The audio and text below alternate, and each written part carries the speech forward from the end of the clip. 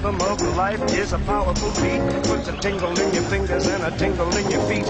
Rhythm in your bedroom, rhythm in the street. Yes, the rhythm of life is a powerful beat. And the rhythm of life is a powerful beat. Puts a tingle in your fingers and a tingle in your feet. Rhythm in your bedroom, rhythm in the street. Yes, the rhythm of life is a powerful beat.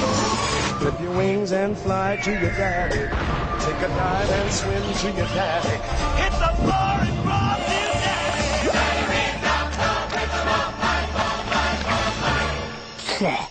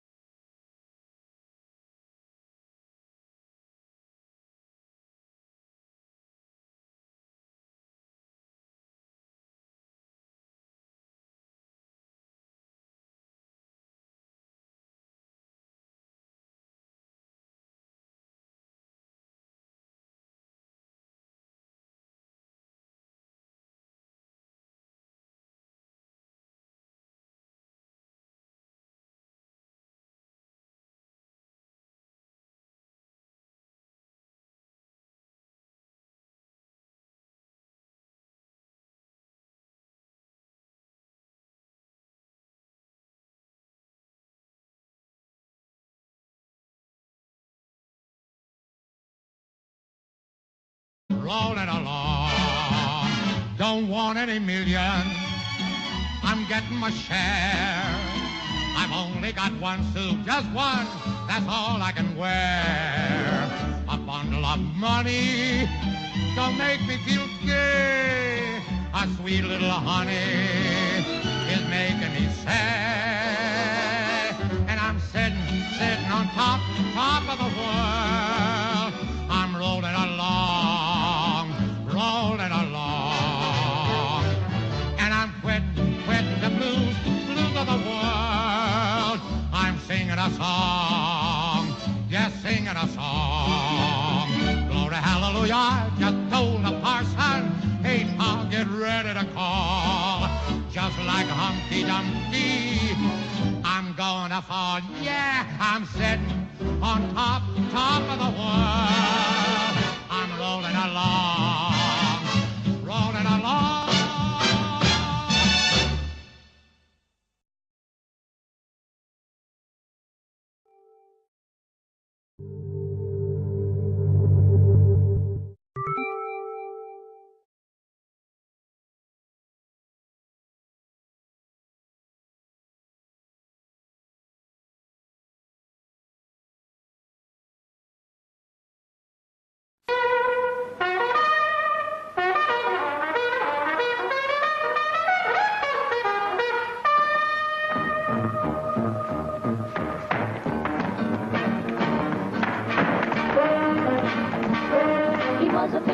Man from out Chicago way. He had a boogie style that no one else could play. He was the top man at his craft. But then his number came up and he was gone with the draft. He's in the army now, a blowing reveille. He's the boogie woogie bugle boy of Company B. They made him blow a bugle for his Uncle Sam. It really brought him down because he couldn't jam. The captain seemed to understand. Because the next day the cat went out and drafted a band. And now the company jumps when he plays reveille. He's the boogie woogie bugle boy of Company B.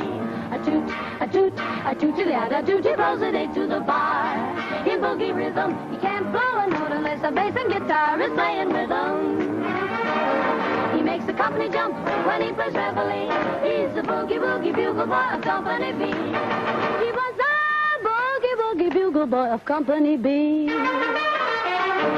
And when he played boogie woogie bugle, he was busy as a blues bee. And when he plays, he makes the company jump eight to the bar. He's the boogie woogie bugle boy of Company B. Toot-toot-toot-toot-la-da, toot-la-da, toot-toot, he blows it eight to the bar. You can't blow a note if the bass and guitar isn't with him. The company jumps when he plays reveille. He's the boogie woogie bugle boy of Company B. He puts the boys to sleep with boogie every night and wakes them up the same way in the early bright. They clap their hands and stamp their feet because they know how he plays. When someone gives him a beat, he really breaks it up when he plays reveille. He's the boogie woogie bugle boy of Company B.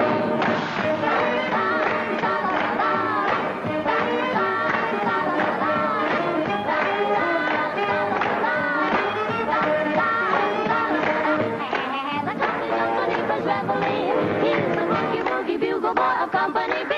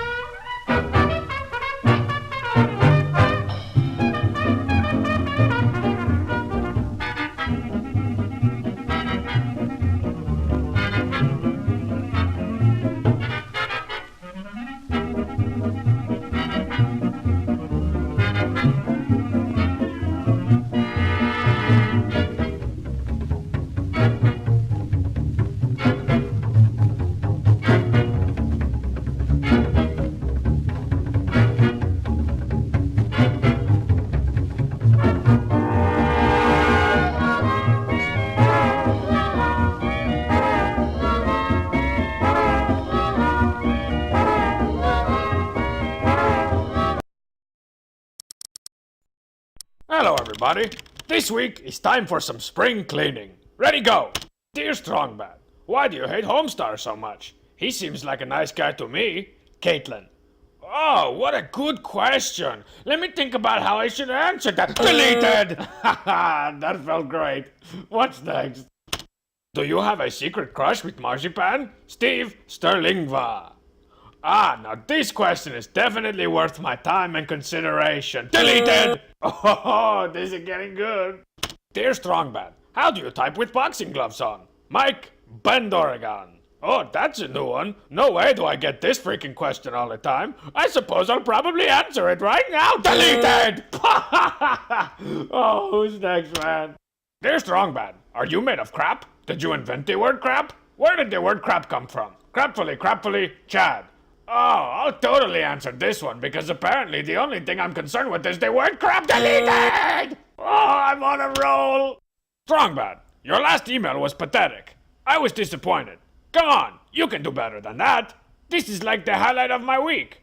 Surprised at your lack of humor. Deleted. Ah, I feel so cleansed. So fresh and so clean. Okay, so until next time, ain't nobody dope as me. Whoa, where am I?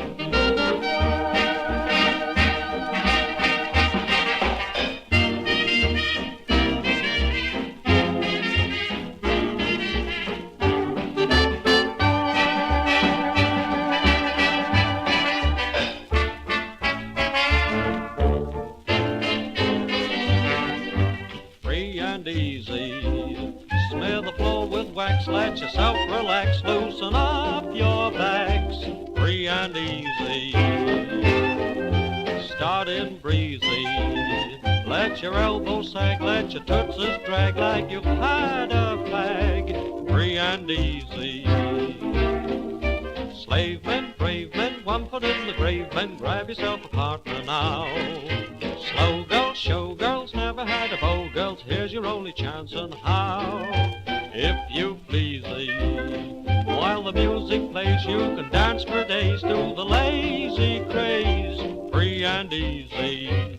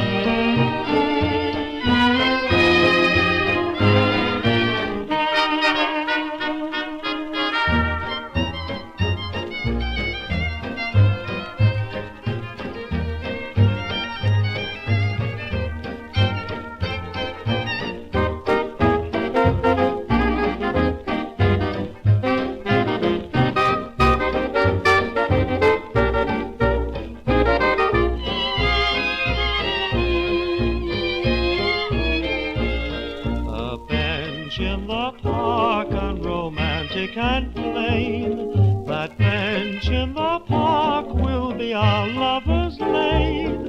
The glimmering light of a lamp or a moon. A cold, dreary night, but in our hearts there is June. A lone little bird in the branches above is plaintively heard, serenading our love. And what more do we need, you and I in the dark, on a bench in the park?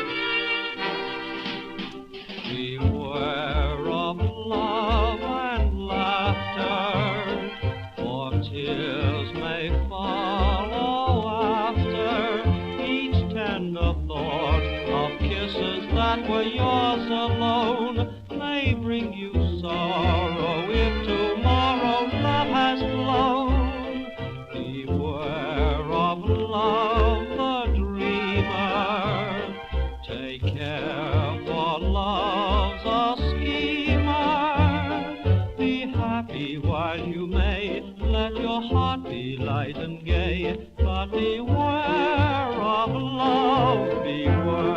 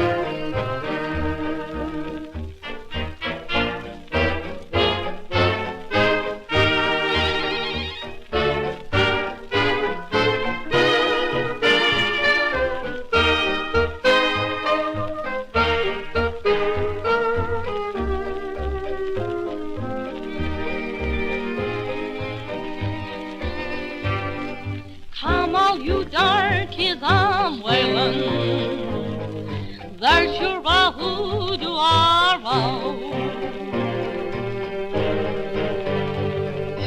Lordy, Lordy, there's sure a hoodoo around. We nigger folks he is trailing, but we must run him to the ground. Brothers, sisters, we must run him to the ground. Don't let your heart grow too heavy. Keep smiling and maybe we'll shoo that voodoo away. Though devil sure enough hover, the good Lord keeps cover. He'll shoo that voodoo away. You're always sweating, fretting, hatting, swearing, daring Satan. Oh, hear us, Lord, hallelujah, for we're praying to ya to shoo that voodoo away.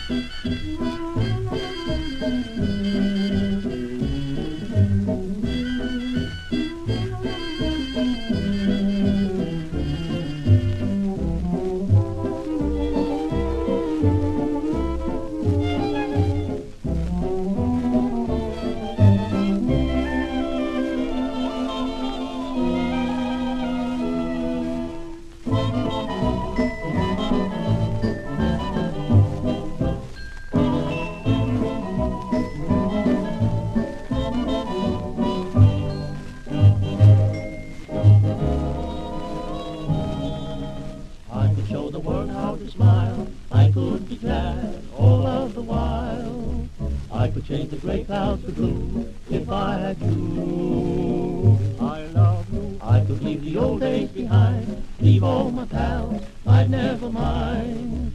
I could start my life all anew if I had you. I could climb the snow-capped mountains, sail the mighty ocean wide. I could cross the burning desert if I had you by my side. I could be a king, dear, and crowned, humble or poor, rich or renowned. There's just nothing I couldn't do if I had you.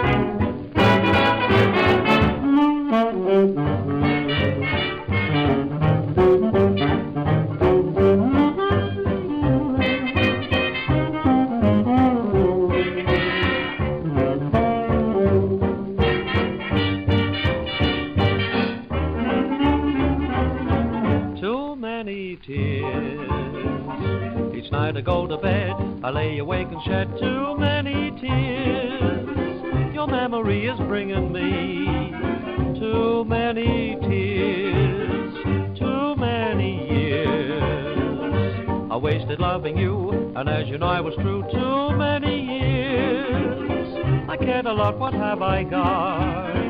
Too many tears. I know I should have found a new love, and don't you think I didn't cry? But I found out a number 2 love never seems to satisfy. I'll never learn to smile again and sing. I gave you everything, and in return, what did you leave for souvenirs? Too many tears.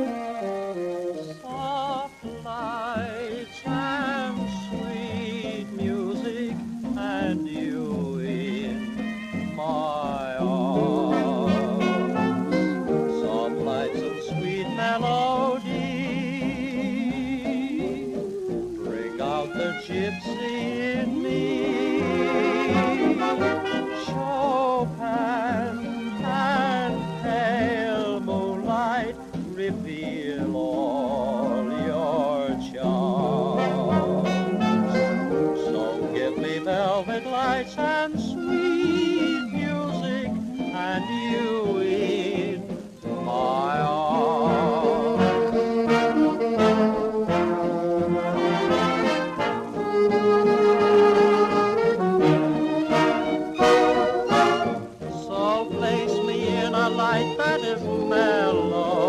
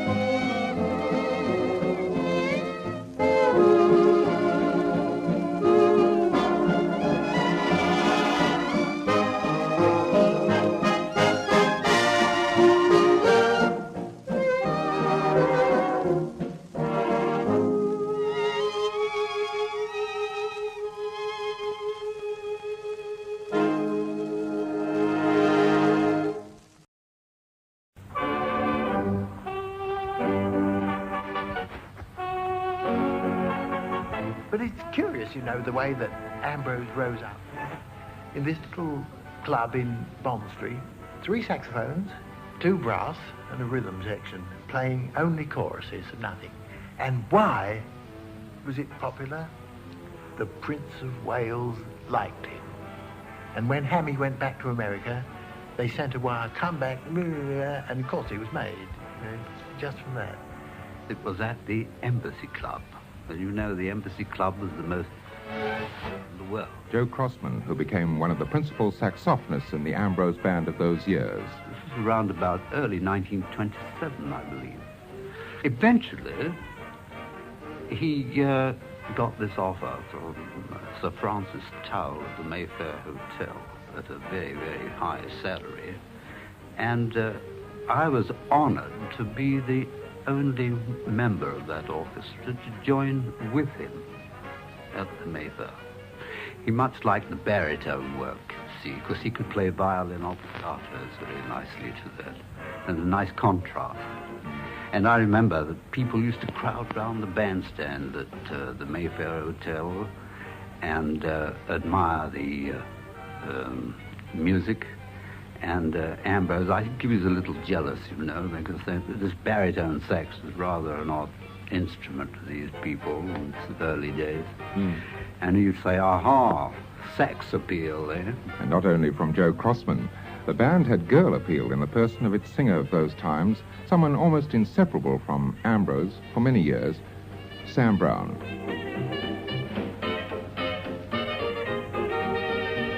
For it was at the dance, I was in a trance, 11:30 Saturday night. In my arms I held a world of charms, 11:30 Saturday night. At age my fate had just begun, it grew quite late before love had won. Oh, can't you see, she's accepted me, 11:30 Saturday night. Sam Brown. During those first years at the Mayfair, the quality of Ambrose's music was almost entirely in the hands of arranger Lou Stone. His contribution to the success of the band was immense. Then onto the scene came a musician who, throughout the 30s, wrote some of the most often recalled items in the Ambrose repertoire, Sid Phillips. I asked him how he came to join the band. I was bribed by Ambrose to come in because I had decided to stop playing and devote myself entirely to writing. And I had just joined the Lawrence Wright Music Company, and I'd done my first 2 arrangements for Ambrose, for the company, working for the company, as you know, not for myself. These were Japanese Dream and Moanin' for You. And shortly after that, Bert phoned me up and said, I understand that you play the saxophone and the clarinet. I said, yes, I do. Well, come and join the band. I'm sorry, no, I've given it up. How much do you want? Well, I'm sorry, I've given it up. I'll give you £25 a week. Oh. I said, well, all right, we'll try. Okay, and I started that way. To take his place alongside now legendary names like Ted Heath and Lou Davis, Max Goldberg, Billy Amstel, and the phenomenal clarinetist Danny Polo.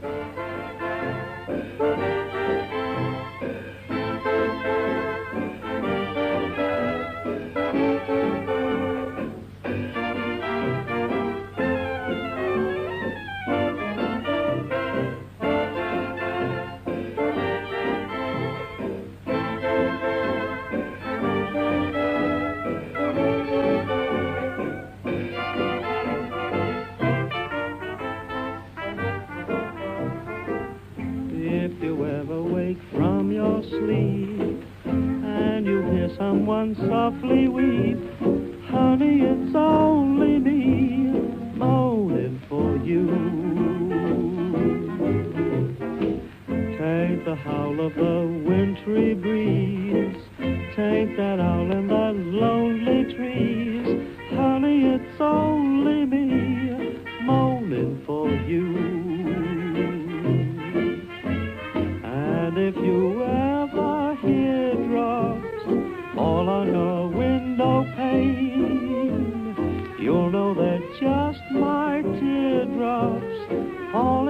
for you like rain. And as long as we're far apart, every song of an aching heart, honey, it's only me moaning for you.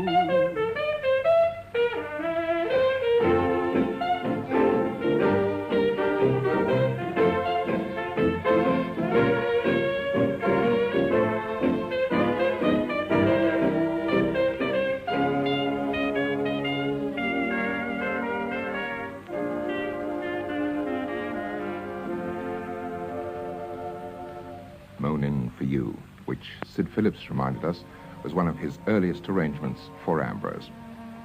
On February the 22nd, 1930, Sam Brown and the Ambrose Orchestra shared an historic moment, the first ever recording of what has become one of the classics of popular songs, Body and Soul. My heart is sad and lonely. I wait and sigh for you, dear only. I tell you I mean it. I'm all for you, body and soul. I spend my days in longing and wondering why it's me you're wronging. Why haven't you seen it? I'm all for you, body and soul. I can't believe it, it's hard to conceive it, that you turn away romance. Are you pretending? Don't say it's the ending. I wish I could have one more chance to prove, dear, my life a hell you're making.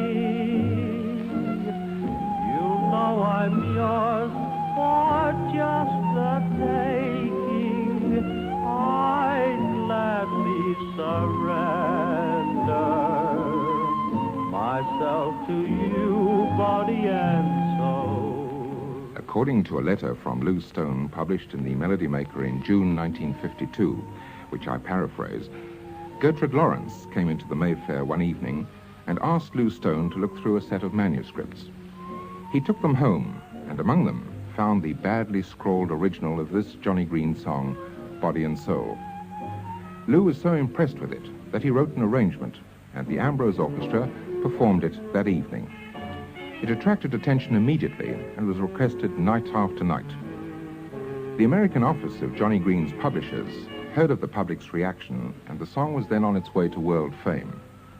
The tailpiece to the story is that Lou Stone, on his way to the Mayfair one night to return all the manuscripts, dropped into a Lyons corner house for a cup of tea and inadvertently left them there. And to this day, they've never reappeared. What else was lost? Who knows, but happily, Body and Soul was saved. I gladly surrender myself to you, body and soul. While reminding ourselves of one of Ambrose's greatest hits of the early 30s, we should recall another, an enormous favorite which featured Elsie Carlyle. We're still in the gay 90s. It is the very next day. Our hero's forlorn 'cause his girl's gone and don't know just what to say. He thinks that he'd better do something to win her again for his own. 'Cause she was his very best sweetheart. She was always good for a loan. He goes straight to her mansion and says, forgive me, dear. And as he tried to embrace her, she gave him a boot in the rear. He swept down the steps so majestic, and her footman booted him too. And as they threw him in the brougham, she said, to you. Home, James, and don't spare the horses. Drive right through the main part of town. Home, James, and don't spare fair, the horses. He'll stand up 'cause he can't sit down. Oh, James, do fair, the horses. My lover is just a bit tight. Oh, James, do fair, the horses. He shall sleep in the stable tonight. From the spring of 1927 to the autumn of 1933, Ambrose and his orchestra at the Mayfair were the focal point of London's society nightlife. And the BBC relays every Saturday evening became a national institution, allowing millions of listeners to share the glamorous atmosphere. What was it about the man and his music that created the aura? Joe Crossman. He was a man who commanded respect. Even Sir Francis Towell, who was the most formidable figure, a very tall and stately man. With Ambrose, you know, he was very humble. Ambrose could be very charming indeed. He could turn it on when he liked, and people would melt under his spell, you know. And on the other hand, he could be terse. And at the Mayfair, I used to think he was more or less supercilious. I remember once a nice, genial old gentleman came up very jovially and said, "I bet you can't play the Blue Danube." And Ambrose retorted, to my horror, "You're damn right, sir, we can't." So Ambrose could be very difficult at times, and he could be so very, very charming. And Sid Phillips' views on Ambrose the man? I should say he was a man of impeccable taste. A taste that seemed to go through everything with which he was concerned. He dressed beautifully. The musicians he picked were the top. And he wouldn't settle for anything but the best performance by the band.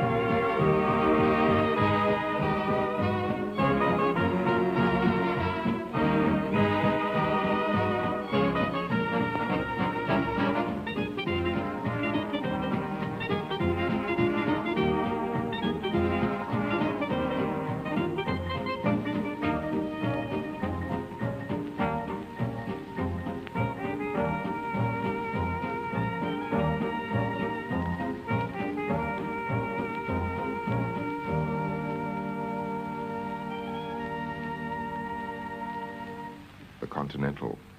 In that one performance, all the quality, precision, the tastefulness that was the Ambrose Orchestra. The title, of course, the Continental, brings to mind the summer visits the band used to make to the south of France, and in Ambrose's case, to the casino. Cyril Stapleton. I sat in his flat one afternoon listening to his life story. He was in his pyjamas about 5 o'clock in the afternoon. And he told me that when he used to go down to the south of France before the war, that if he saw the Aga Khan put £1,000 on a card, he'd put £2,000 to show him that he had more money than he had. I know another story of him that, he told me himself that he took the band there to play at Biarritz at the casino. And they'd opened a place specially for Ambrose to play, and they'd call it the Chez Ambrose. And the first night he went on the stage and conducted the band. The second night the proprietor said, "You don't want to do that, do you, Amy? You don't want to conduct the band. Come and have a game in the rooms." And that was the last time Ambrose conducted the band during the month of their stay at the Chez Ambrose. When he came out, he had to go back for the next 3 years for nothing to repay the money that he'd lost. He was a character. And what did Ambrose himself think about it? I unfortunately have been a gambler my whole life, and I could lose many thousands of pounds in one night and go home and have a good rest, a good sleep, and it wouldn't worry me. But if the band played badly that night, I'd have a restless night. We worked very hard. I was very proud of the band at that time, and I took great care, and the boys were very interested. And that was my life. I loved it so much, and I wanted it to be good. And it was extremely good, especially during the years of the mid-30s, when the orchestra made some of its most famous records. Among the arrangers writing with Sid Phillips at this time was the band's pianist, Bert Barnes, who scored, among others, Embassy Stomp and this tune, Hors d'oeuvre.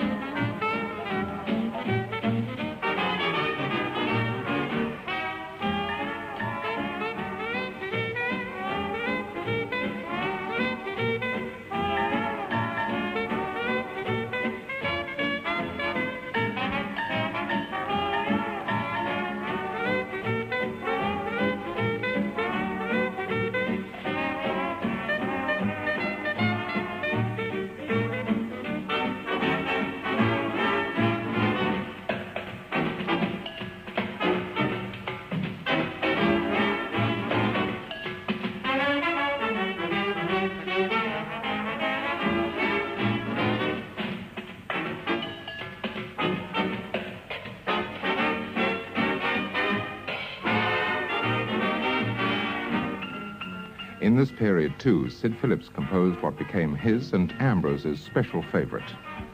God's Congregation. Why? Because it's probably the simplest of the lot. All the others were clever, novelty, clever, and I was putting in things just for the sake of showing that the Ambrose's band could do things that most other bands just couldn't do. But I don't think that they achieved the spontaneous, warm reaction from most people that the Cotton-Pickers did.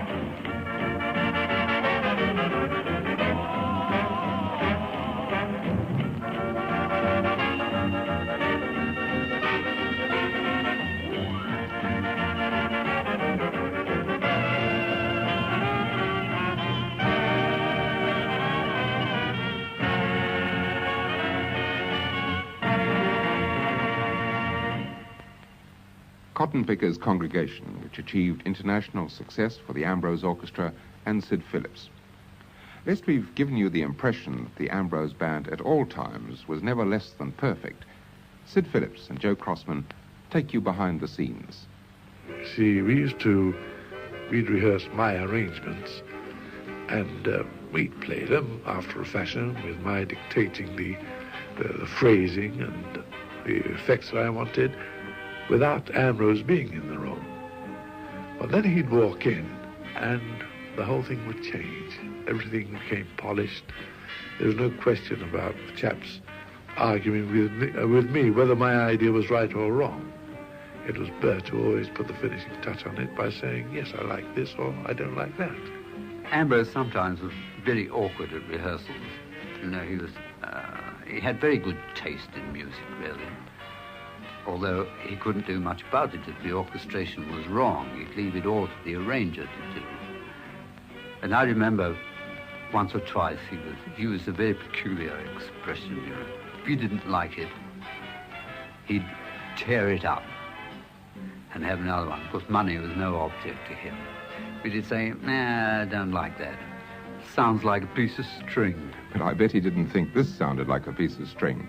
How could he? It featured that blonde bombshell who fronted the Ambrose Band so decorously, Miss Evelyn Dorr. While tearing off a game of golf, I may make a play for the caddy, but when I do, I don't follow through, 'cause my heart belongs to Daddy. If I invite a boy some night to dine on my fine Finn and Hattie, I just adore his asking for more, but my heart belongs to Daddy. Yes, my heart belongs to Daddy, so I simply couldn't be bad. Yes, my heart belongs to Daddy, and I want you, laddie, though I think you're perfectly swell, that my heart belongs to Daddy, 'cause my daddy, he treats it so well.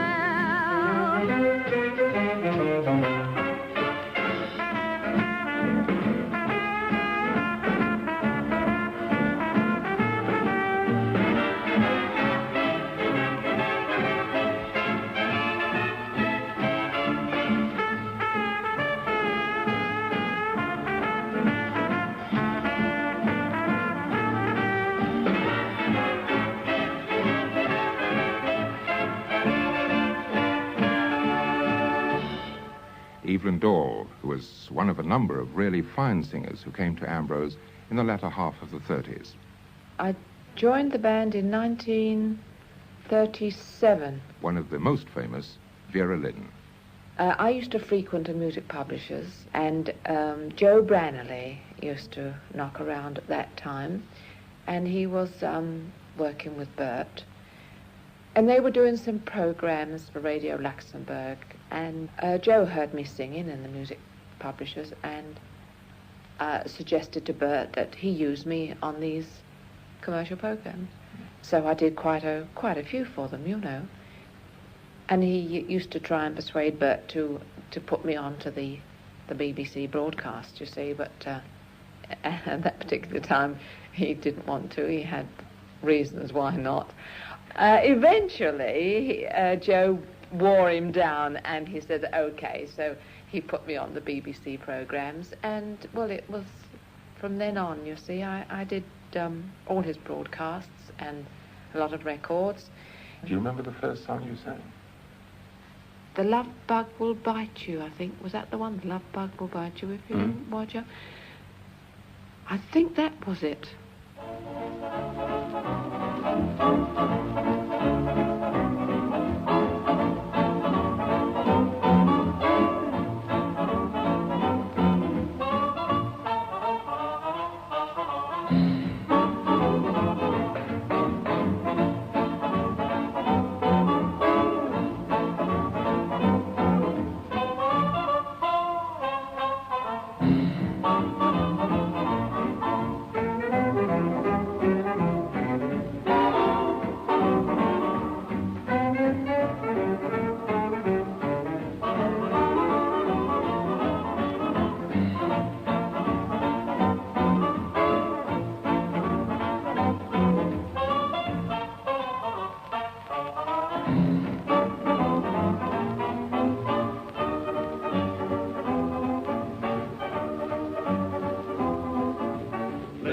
you people, you better beware. Love's an epidemic, and it's in the air. It's a thing that gets you even though you're very smart. So take some good advice, go out and vaccinate your heart. The love bug will bite you if you don't watch out. If he ever bites you, then you'll sing and shout, you'll go.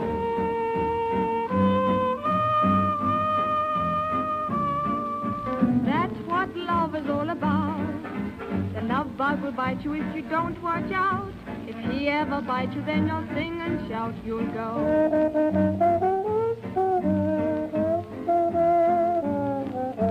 That's what love is all about.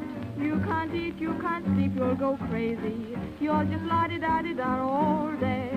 If someone wants to know why you're crazy, you'll answer, go on, swing it, baby, swing it. Oh, no. The love bug will bite you if you don't watch out. If he ever bites you, then you'll sing and shout, you'll go.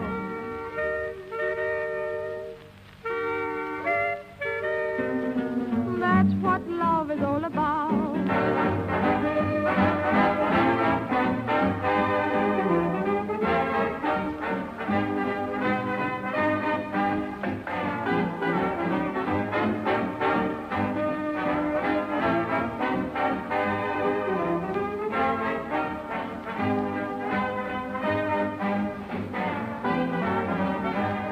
You can't eat, you can't sleep, you go crazy. You just la-di-da-di-da-di all day. If someone wants to know why you're crazy, you go dee-dee-dee-ri-dee-dee-dee, hoo-ha. The love bug will bite you if you don't watch out. If he ever bites you, then you'll sing and shout. Ri-dee-dee-dee-ri-dee-dee-dee-ri-ri. That's what love is all about.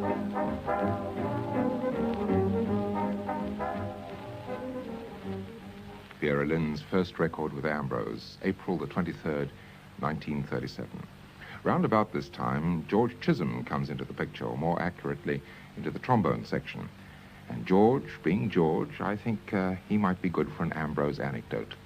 I mean, I always remember a story in the Café de Paris, particularly. Bert Barnes, the arranger, was on piano at the time. And as you know, the piano is normally in the front, for some reason or other. And Ambrose used to stand in the well of the piano. He was very like it. And he was quite an insignificant-looking man. You know, he wasn't a big show-off, a big personality kid. And people used to come up for requests, you know. And at that time, it was the elite. And they used to come up, but they used to ignore Ambrose and go up to the piano player. For some reason, psychologically, the pianist must, being in the front and playing piano. And Barnesy, who was... like all of us at that time, used to like the odd bender, you see, and have several jars. He used to gradually fall asleep of an evening as it got near 1:30. But they used to go up and ask him, and this particular night, there was a royal party, and I think it was the year Henry Cotton won the Open Championship. And this chinless wonder came up, you know, with the two short tails, and he made straight for Barnesy on the piano. And Barnesy, of course, by this time, he was giving in very much. He was slooped over the piano, playing automatically. And this man said, I say, could I have a waltz? And Barnesy said, certainly. Got up off the piano and danced with this bloke on the floor. Immediate dismissal, boing, out. He was back the next night, you know, it was just a show. But it was great. And another time, they used to come up and press a fiver or a tenner into Ambrose's hands here. Play Nightingale, will you, Ambrose? Splendid, you see, and walk away, Ambrose. Thank you very much. And this particular night, this fella came up, thought he was very big, and he said, would you play you Are the Sweetest, something or other, and pushed 10 bob into Amy's hand, you see. And Amy looked at it and called the fella back, put his hand in his pocket, took out £4.10, put it to the 10 bob, gave it back to the fella and said, go buy yourself a shirt.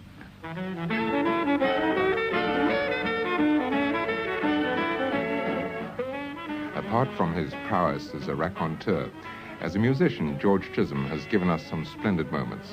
Here, with Ambrose, he shares a record with tenor saxist Billy Amstel, who was a cornerstone of the orchestra for many, many years. Together, they're tooting around.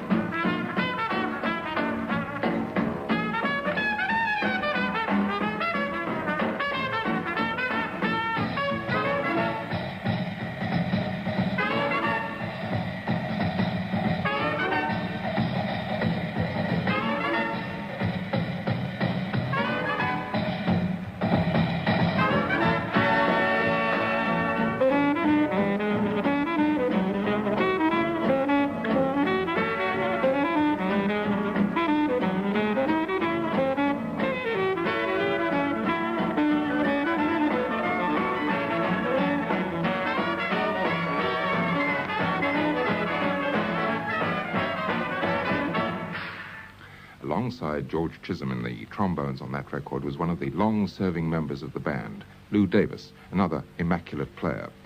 He recalls one of Ammy's business ventures, the reopening of Ciro's Club, in partnership with rival band leader Jack Harris. These two band leaders who had their own particular followers, and they were a similar crowd, decided that it was silly to compete with one another, and they decided to open this club together, which they did. And the arrangement was that the Ambrose band would play in the club until the summer period, and Bert would be the band leader, of course, it was his band. But then, when the new season started, which was in September, Jack Harris was going to lead the band. Well, now, for the first period, this worked perfectly because Jack was very happy to walk around the club and talk to people and be very proud of the crowds that were coming in. He had some very fine artists and singers there at that time. Well, anyway, when this first period came to an end, Jack Harris now stood in front of the same band. Well, Bert wasn't satisfied with this at all. He just couldn't take it. You mean the walking the band? Yes, I mean, he had to do something. He was jealous of Jack, let's put it that way. So he opened up at the Café de Paris in opposition to his own club. And he did do a lot of damage to the club. And this is the way Bert went along all through his life. He made a fortune, but he never kept it. Oh, that was Ammy, yes. Mr. Ambrose, rather. He was a great musician, but no businessman. That's Anne Shelton, too, who came into the band. When, Anne? Well, I did my audition early 1940 for the BBC. Mm. And it was a program Alan called May We Introduce. And Ronnie Wallman took my audition, and we broadcast, and I sang Let the Curtain Come Down. And Ambrose heard it, and through the BBC he got in touch with me, and I auditioned for him at the Mayfair. And I went along with my mother, and I saw him standing there in the dance band, you know, all this set out. And I had a navy blue drill slip on, and he was all in navy blue, with a navy blue suit, a navy blue shirt, and a navy blue trilby hat. Had his hat on. I thought he was a gangster. He looked like a gangster. And he said, hello, little girl. And I sang for him. So he said, do you know this song? And it was Begin the Begin. And he said, what key do you sing it in? And I had no idea there were such things as keys. So I said, I don't know, Mr. Ambrose. So he said, well, try this. And it was Jack Cooper's arrangement in the key of F. And I sang it for him, and I joined the band, which was really an achievement because I wasn't 13 until the November. Wow. And on my contract, I just looked at it, I must tell you, it had drawn up this day between Mr. and Mrs. Shelton and infant, not minor, infant Anne. And he treated me like that, you know. Did he? And the musicians, which I adored, I've grown up all my life in and out BBC studios with musicians. And if they were telling stories, he'd say, watch it, here's the kid. Oh, he was too much, he really was. Well, you did the audition with Begin the Begin. Yes, I did. And in fact, this was the first record you made. That was, yes.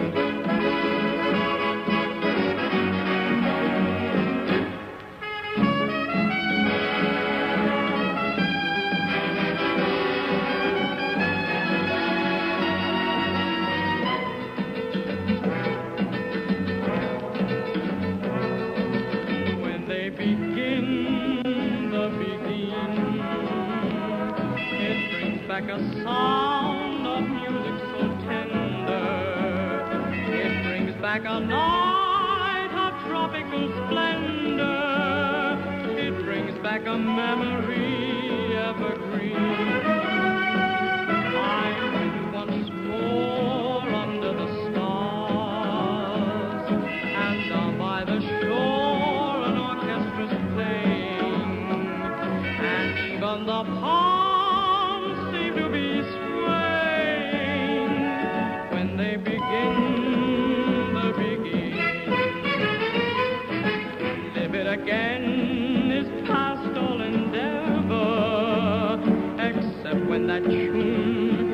touches my heart.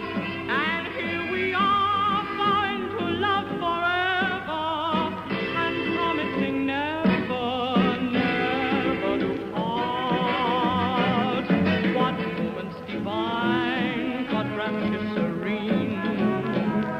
The crowds came along to discuss the joys we had tasted. And now when I hear people curse the chance that was wasted, I know but too well what they mean. So don't let them begin. Let the love that was once a fire remain an ember. Let it sleep like that dead desire I only remember. When they begin, oh yes, let them begin, make them play, till the stars that were there before return above you, till you whisper to me once more, darling, I love you, and we suddenly know what heaven we're in, when they begin.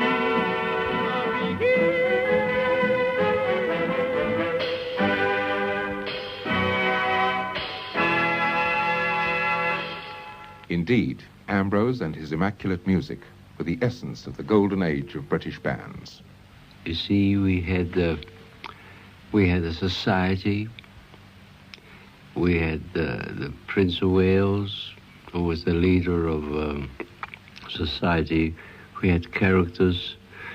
The golden age was everybody in the evenings, evening dress, full dress, jackets. There was an atmosphere of grandeur about the whole thing, and all these wonderful houses. And well, I think it is a good description of that period.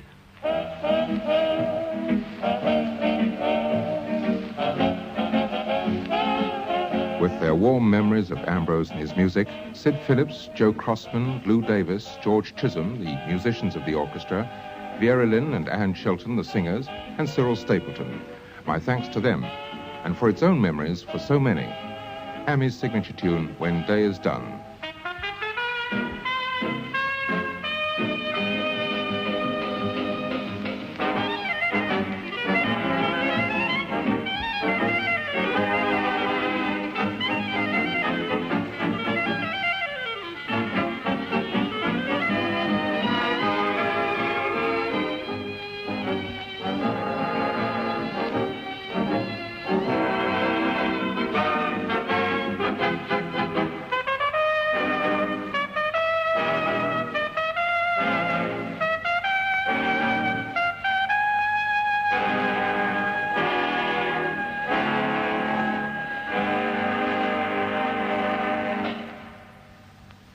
The Golden Age of British Dance Bands is compiled and introduced by Alan Dell, additional material by Jeff Milne, and the production was by John Knight.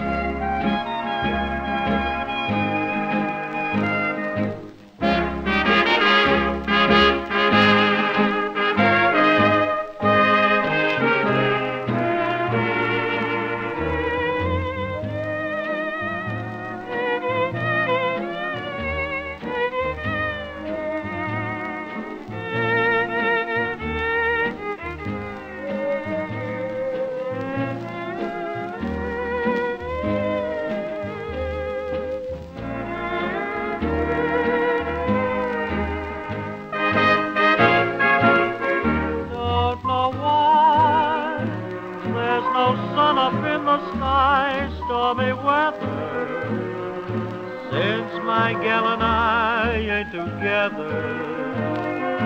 Keeps raining all the time.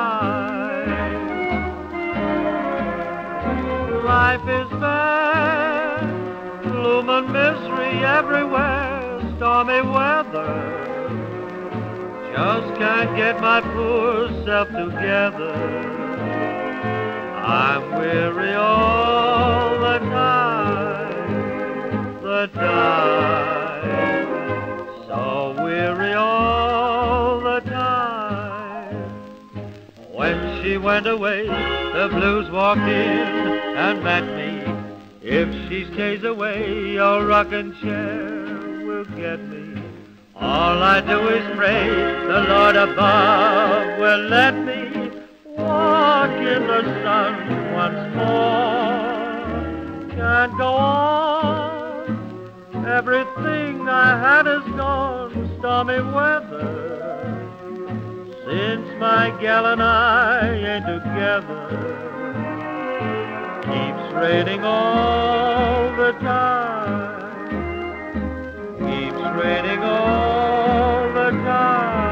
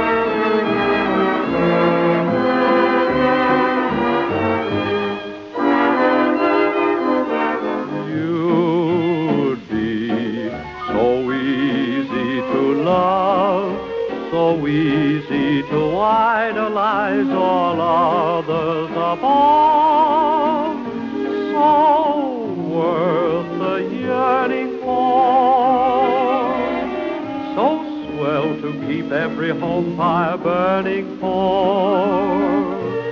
We'd be so grand at the game, so carefree together that it does seem a shame that you can't see your future with me, 'cause you'd be oh so easy to love.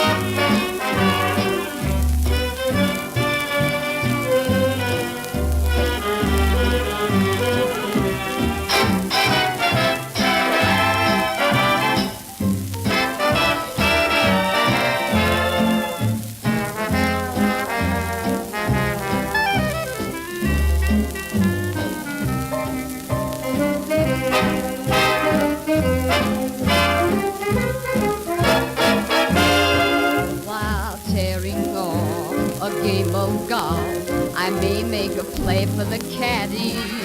But when I do, I don't follow through, 'cause my heart belongs to Daddy. If I invite a boy some night to dine on my fine Finn and Hattie, I just adore his asking for more, but my heart belongs to Daddy. Yes, my heart belongs to Daddy, so I simply couldn't be bad. Yes, my heart belongs to Daddy, and I want to warn you, laddie, though I think you're perfectly swell, that my heart belongs to Daddy, 'cause my daddy, he treats it so well.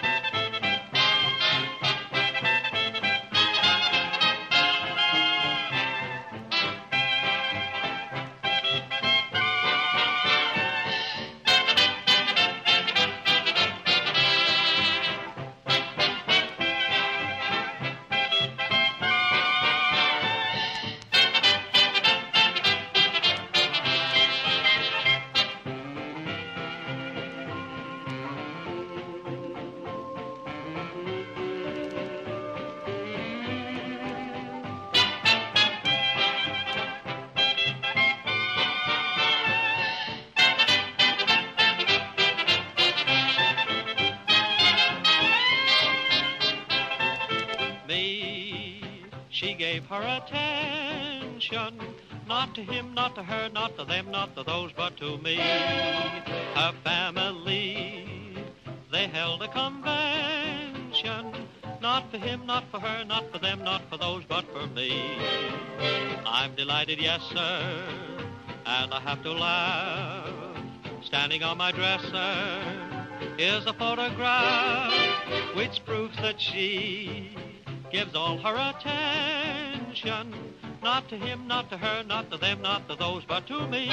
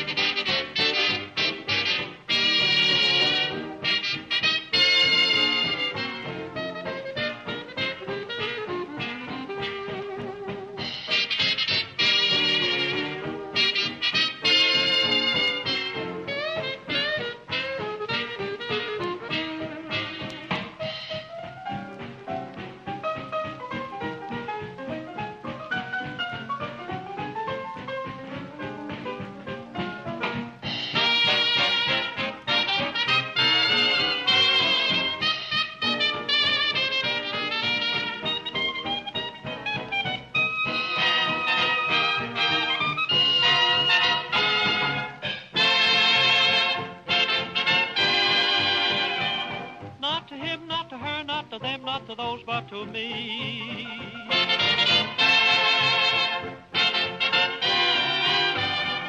Not for him, not for her, not for them, not for those, but for me.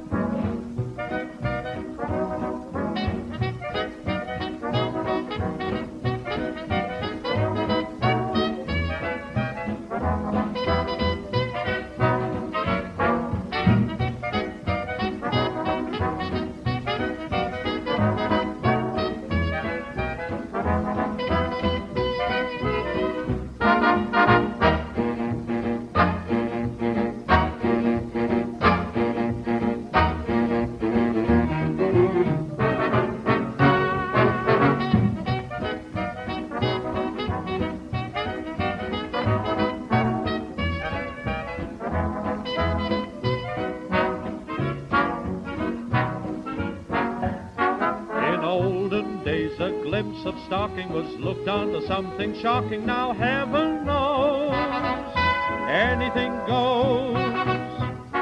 Good authors, too, who once knew better words, now only use four-letter words writing prose. Anything goes. The world has gone mad today, and good's bad today, and black's white today, and day's night today, where most guys today, the women prize today, are just silly gigolos. So though I'm not a great romancer, I know that you're bound to answer when I propose. Anything goes.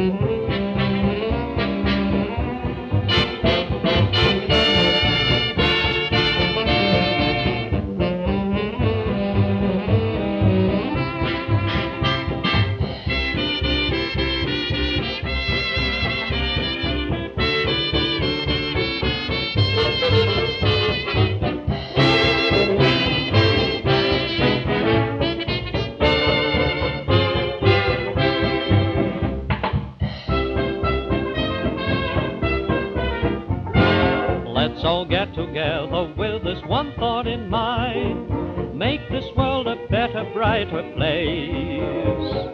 Tell each blue-nosed and gloom chaser you'll ever find. Hey there, wipe that frown right off your face. Smile, Danya, smile. You know this old world is a great world after all. Smile, Danya, smile. And right away watch Lady Luck pay you a call. Things are never black as they are painted.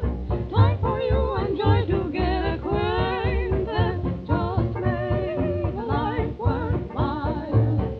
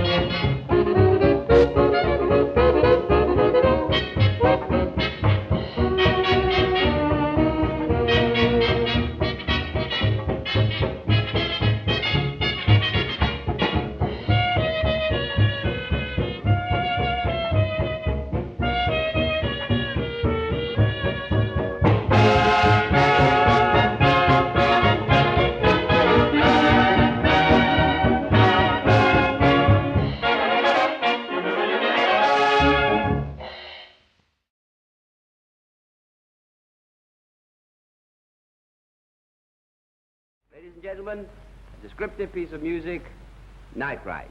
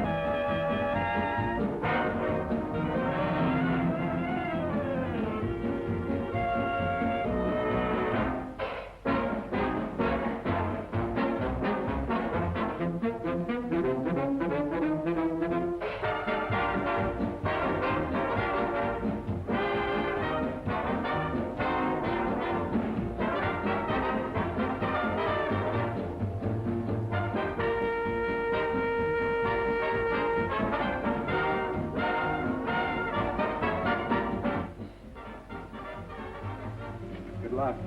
Thanks a lot. And if the audience thinks you're half as good as I do, you'll be terrific. Bye.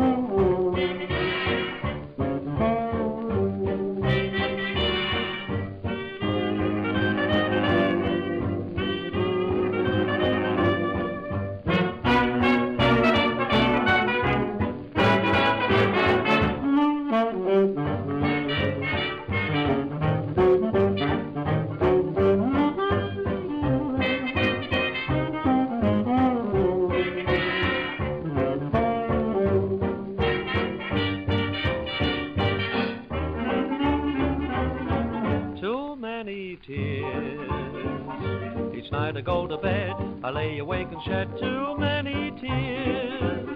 Your memory is bringing me too many tears, too many years.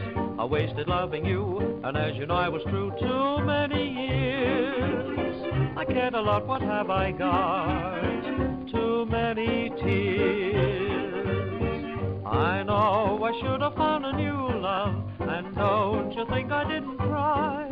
But I found out a number 2 love never seems to satisfy. I'll never learn to smile again and sing. I gave you everything, and in return, why What did you leave for souvenirs? Too many tears.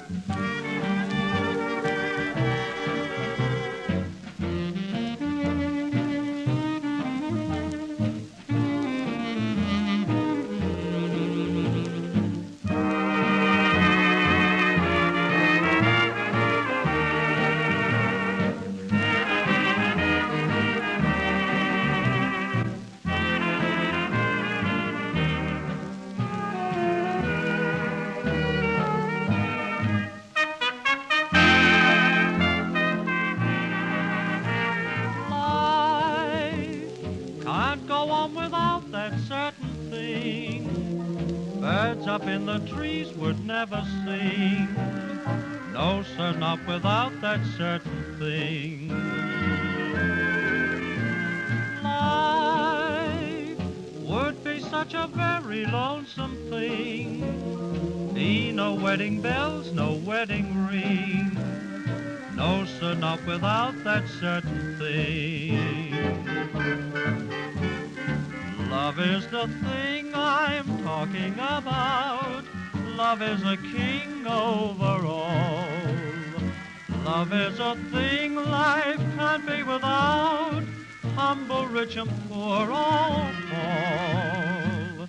Life can't go on without that Kentucky Fried. thing. Be no happy song of Kentucky love to Fried. sing. No, sir, not without that certain thing. Kai King. Kai King.